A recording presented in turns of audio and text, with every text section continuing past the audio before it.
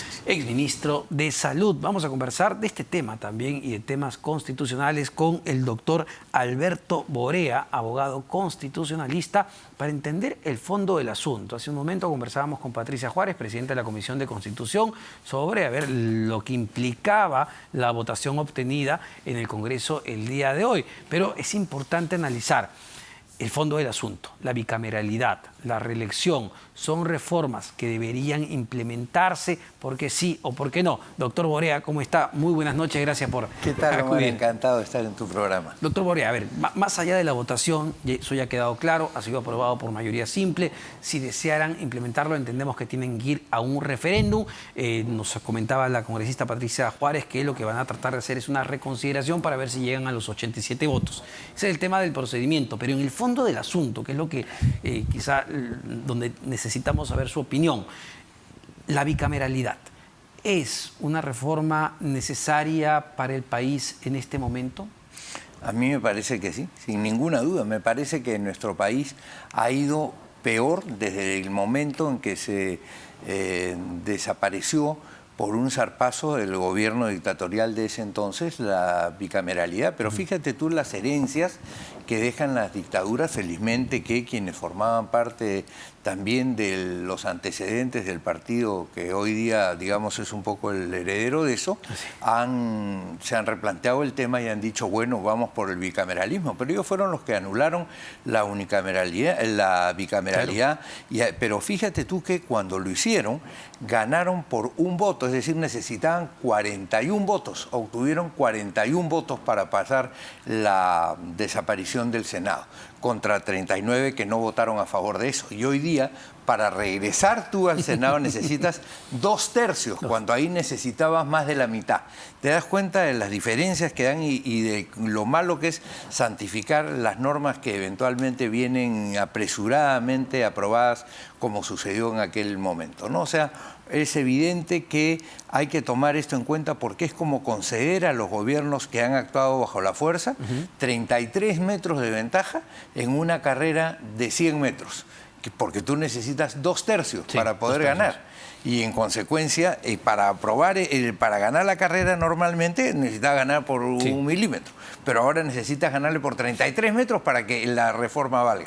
¿Te das cuenta? Pero entiendo que es lo adecuado, ¿no? Para, digamos, impulsar una reforma constitucional, la idea de tener la legitimidad que 87 votos en 2 legislaturas te darían. Claro, eso es cuando tú has tenido un momento constituyente y no el resultado de un golpe de Estado como efectivamente el que sienta las bases de una nación, que puede haber sido afortunado en algunos casos.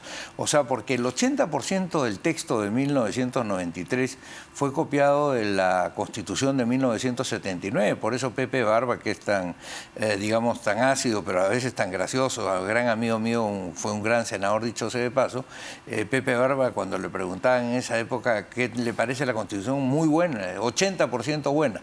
Y los entrevistadores se quedan, ¿pero cómo? Sí, el 80% que han copiado de la Constitución del 79 es la buena.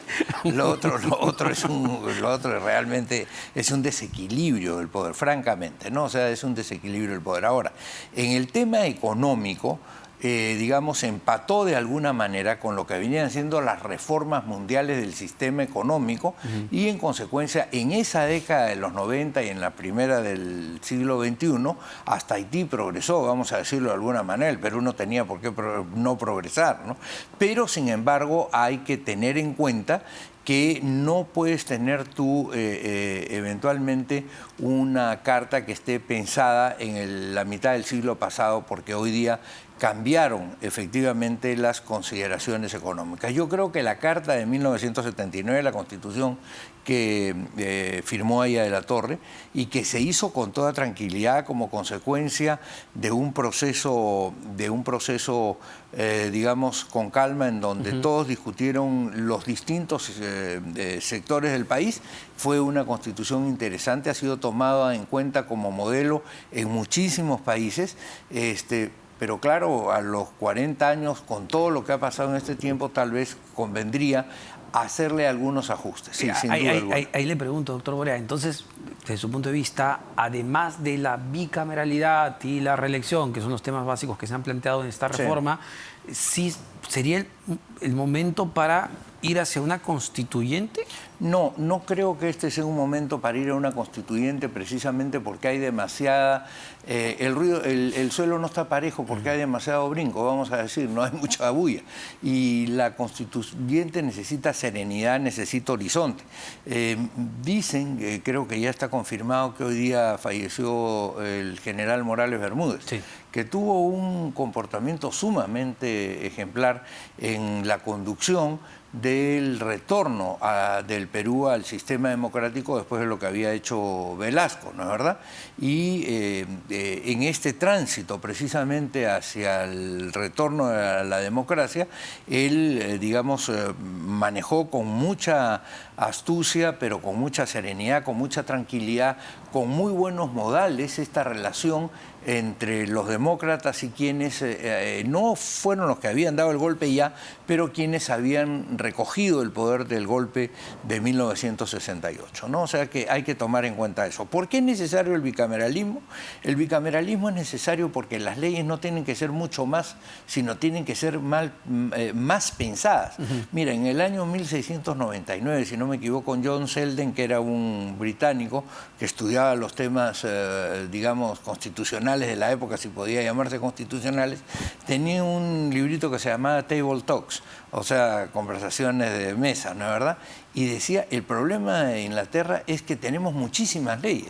En 1699. ¿Tú te imaginas si hoy día hablamos de la cantidad de leyes que tenemos y que eventualmente unas se mezclan con las otras, se anulan, se sobreponen, etcétera, etcétera? Entonces no es el tema de las leyes, sino es el tema del acierto y de la lungimiranza, como dicen los italianos, de la larga mirada que tiene que tener el legislador para poder decidir la planificación del país. ¿Y cómo evaluaría, digamos, haciendo una revisión de los últimos, ¿qué le digo?, 25 años, esa calidad legislativa al día de hoy? ¿Cómo analiza cuando los congresistas terminan aprobando, pues, leyes? Mira, gran parte de eso es la falta de la segunda votación y la falta de la segunda mirada. Los parlamentos hablan por sus obras y realmente las obras de los últimos años no han sido las más felices, ¿no? Es decir, diferente era un parlamento. Bueno, yo no he llegado a conocer a Porras Barrenechea, ni al propio Alfonso Benavides, ni a nada por el estilo, que eran efectivamente parlamentarios importantísimos de la época, pero yo he tenido la fortuna de estar en un parlamento con Luis Alberto Sánchez, con Javier Vallerriestra, con Jorge Lozada Estamburi, con Enrique Vaca Aguinaga, en el otro lado, pues con Enrique Bernales, con Javier Díaz Canseco, con Felipe Osterling, entonces con Juan Inchaustegui, con Manuel Ulloa, con Sandro Acurio, con Andrés Cardó. O sea, realmente un Senado donde tú podías no solamente darte cuenta de la importancia con que trataban al país estas personas, sino además con el equilibrio que le ponían a las normas que venían de la Cámara de Diputados. ¿Por qué? Porque el diputado tiene que ser, además, está en la lógica del desarrollo humano, que cuando uno viene más joven, cuando uno recién comienza en el proceso político, es mucho más impetuoso y es normal que sea así, ¿no? Es como los toros que entran al coso, ¿no es verdad?, que salen corriendo y se van de acá para allá. Bueno, más o menos pasa eso con la Cámara de Diputados, más aún cuando tú tienes un Congreso como el que ahora pretenden avanzar, en donde no va a haber reelección para el Parlamento, entonces no va a haber nadie que le dé como ha pasado en esto, ¿no es verdad? Yo me pregunto a veces, ¿qué hubiera sido de mí como parlamentario si no hubiese tenido a Celso Sotomarino y a Roberto Ramírez del Villar como referentes de nuestra bancada, ¿no es verdad? O sea, Roberto Ramírez del Villar era casi un sabio y así había en todos los partidos, digamos, una persona que tenía esa experiencia que ayudaba a poner los paños fríos, ¿no? Pero, doctor Borea, digamos, ir hacia la bicameralidad, si bien una segunda cámara puede permitir una mayor reflexión de las normas, ¿qué nos garantiza esa mayor reflexión y esa mayor calidad si el material humano lamentablemente no es el más adecuado? Es decir, ¿esto no tendría que ir acompañado con una reforma de los partidos políticos? Totalmente. La desgracia adicional es que aquí ha llovido sobre mojado. y efectivamente se hizo una suerte de reforma del sistema político por quienes nunca habían pisado un partido político y pensaron que eran muy notables, pero no entiendo por qué, porque las normas que plantearon prácticamente nos condenan. Tú hablabas antes con el exministro Ceballos de volver a repartir las cartas, ¿no es verdad? Bueno, si tú vuelves a repartir las cartas ahora, lo que va a suceder es que en vez de Acuña va a estar Luna, en vez de Luna va a estar Amuruz, en vez de Amuruz, o sea, van a jugar a las sillas. ¿Por qué? Porque en la legislación tal cual está en este momento, no es posible prácticamente formar un partido político en serio. El hecho de que te digan, por ejemplo, tú tienes un año para formar un partido político, dime, ¿y por qué? ¿Por qué no te puedes demorar más para formar un partido político? Sino cuando tú formas un partido político, lo primero que tienes que hacer es explicarle a la sociedad qué es lo que piensas, cuánto te cuesta en tiempo y en esfuerzo explicarle a la sociedad qué es lo que piensas a nivel nacional, que es distinto de venir a un canal de televisión, claro, y con un programa, con un periodicazo, decir, ya, todo el mundo sabe. No es verdad. Porque cuando eso sucede, tú mismo no escuchas a la población. No es lo mismo que la población te escucha que tú escuches a la población. Y ese es el gran error que se ha cometido en los últimos años. Pero mira, adicionalmente, después de explicarle al país por qué quieres hacer un partido político, tienes que conseguir los cuadros que estén efectivamente convencidos y que quieran hacer esa tarea. ¿Cuánto te toma eso? Varios meses seguramente.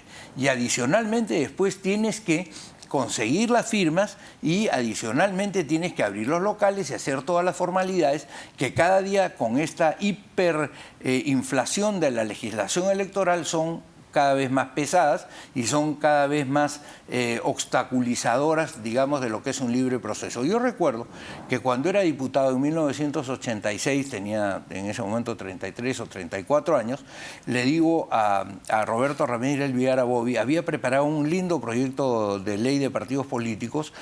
Yo era ya profesor de Derecho Constitucional hacía bastantes años, y le digo, doctor, ¿qué le parece? Vamos a discutir este asunto. Y me dijo, mira, me parece muy buena tu ley, pero te voy a decir una cosa, la mejor ley de partidos políticos es la que no existe.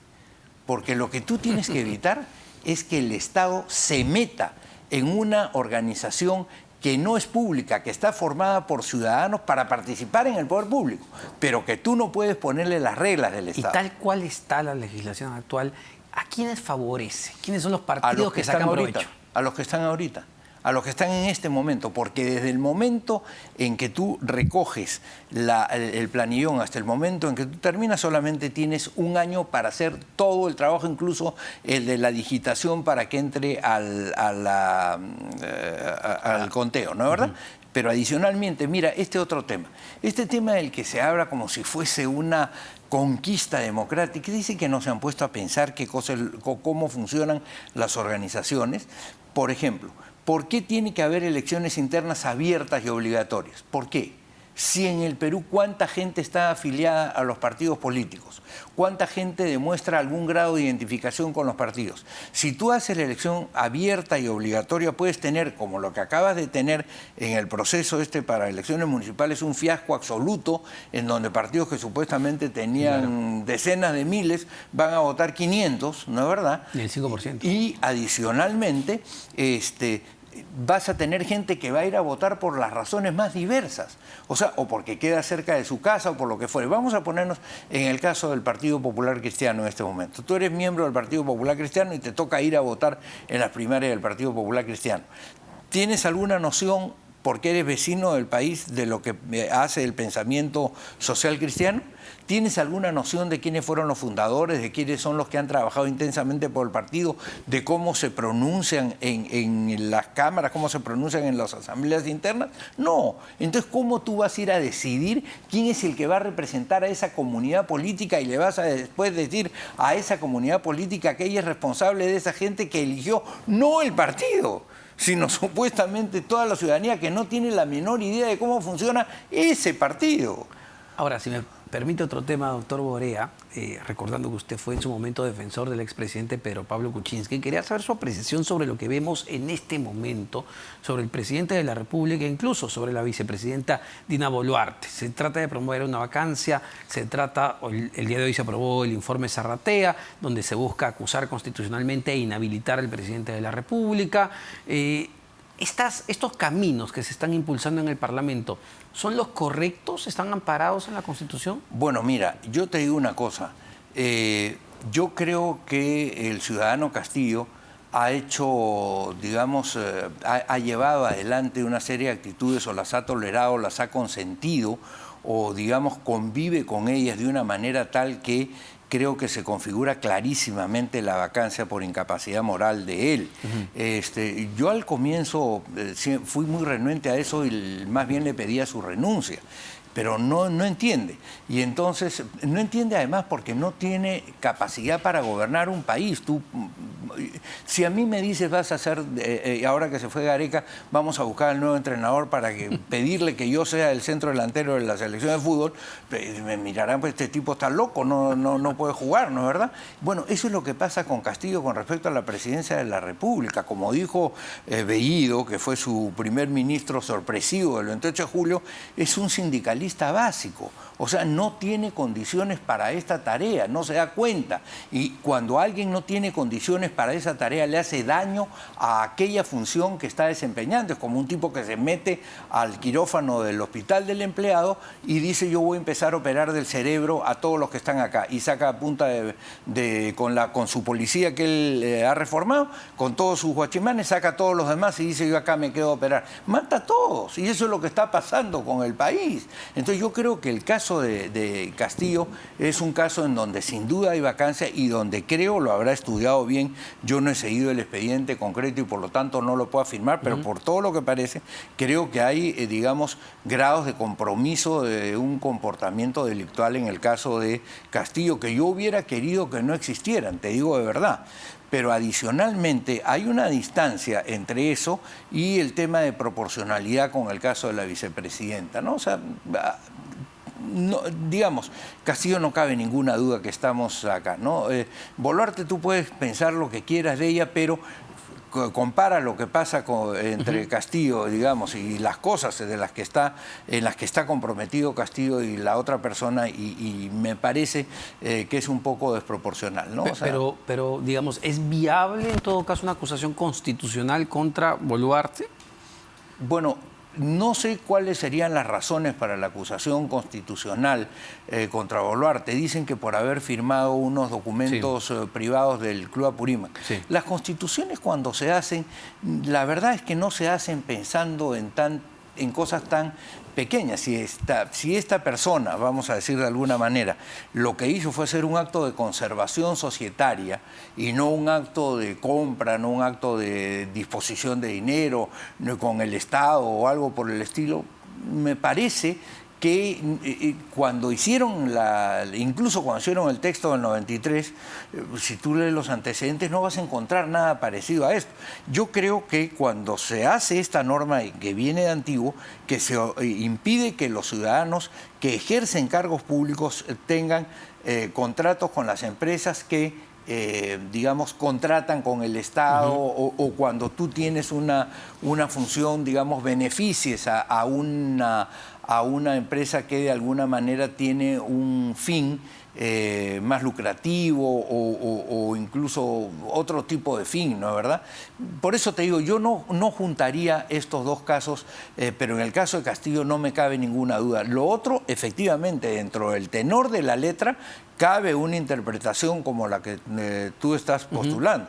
Dentro del espíritu de la norma, no sé, y dentro del criterio y proporcionalidad que es necesario para conducir un país, puede haber otra cosa, porque además no tenemos en claro qué cosa es lo que va a suceder ahora respecto a esta acusación. O podría ser interpretado de parte incluso de la población como un ánimo del Parlamento de capturar el poder tumbándose pues a presidente y vicepresidente. Mira, Lo que yo creo es que tiene que haber un periodo antes de convocar un proceso próximo, un periodo de transición eventualmente donde permitas recomponer el sistema político, que es lo que tú mismo reclamabas hace un momento, interpretando a tu audiencia seguramente y al país en general, porque si no vamos a hacer lo mismo. ¿Quién va a ser el candidato? El candidato de Acuña, de Alianza para el Progreso, será otro Acuña. Si no es otro Acuña, será el hijo de Acuña, el hermano de Acuña, el sobrino de Acuña, el yerno de Acuña. Y en el caso de Podemos igual, el Luna, el hijo de Luna, el pariente de Luna, el amigo de Luna, o lo que fuere, ¿no es verdad? Y como ya sabemos del gran grado de penetración que tiene el señor Amurús en Avanza País, más o menos la misma cosa. El grado de gobierno que tiene la señora Lee de Somos Perú, más o menos igual. Entonces, no tienes organizaciones ideológicas que puedan darle al país y al ciudadano la claridad de que por ahí es que va a conducirse el país, de que por ahí es que va a ir. Tú puedes estar de acuerdo o no con el APRA, pero tú sabes que se va a conducir por una línea socialdemócrata. Tú puedes no estar de acuerdo con la Unidad Democrática de Centro, que es el esfuerzo que nosotros estamos haciendo con Fernando Sillones y con otros ciudadanos. Espero que nos termine acompañando Fernando Añaños pronto, o Marco Miyashiro. Entonces tú efectivamente tienes la posibilidad de decir, estos van a estar en el centro, estos están equidistantes de acá y equidistantes de allá y son bien. Entonces, claro,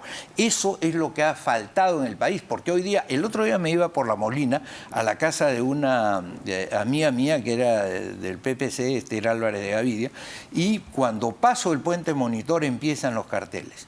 Y me di cuenta que el que había sido candidato por Somos Perú ahora era candidato por Alianza para el Progreso. El que había sido candidato de, digamos, de Solidaridad ahora era candidato del partido que no se inscribió de Álvaro Páez Labarra. Y así daba lo mismo. O sea, no tienes ningún nivel de identificación con una idea porque no se han formado. Los partidos escuela, el partido escuela de Víctor Raúl, el Instituto Sánchez Carrión de Ay, el pensamiento de Cornejo Chávez, que fue verdaderamente un tipo sumamente brillante. Yo tuve la fortuna de ser discípulo de él en la universidad. No existe ahora ni siquiera la claridad de Bernales para pensar los términos de lo que denominan como la izquierda, ¿no? Entonces, tienes que cambiar el sistema político del país para ir a un proceso político de la nación. Y eso tienes que tomarte un tiempo. Y tampoco se trata, y en esto, discúlpame porque como te he escuchado hablar tantas cosas interesantes, quiero dar un par de apuntes ahora que estoy contigo. Tampoco se trata de decir el Parlamento se ha pasado, como decía mi amigo el doctor Ceballos, no es mi amigo, pero realmente le tengo simpatía, me parece un tipo equilibrado, que el Parlamento todas las semanas no puede estar reaccionando contra el presidente. Debería reaccionar todos los días si el presidente cada día hace una burrada. Y lo que hemos visto en el Perú es que todas las semanas ha habido un acto execrable en el ciudadano Castillo. Entonces, no es una exageración en ese punto del Congreso. El que no deja que el Congreso desarrolle su tarea es más bien Castillo a través de sus acciones. Muchísimas gracias, doctor Borea. Alberto Borea, abogado constitucionalista. Conversaremos nuevamente con usted muy pronto, estoy seguro. Sebastián. Vamos rápidamente a una pausa. Venimos con Carlos Galdós, que nos va a anunciar qué es lo nuevo que tiene. No se pueden perder. Venimos con eso.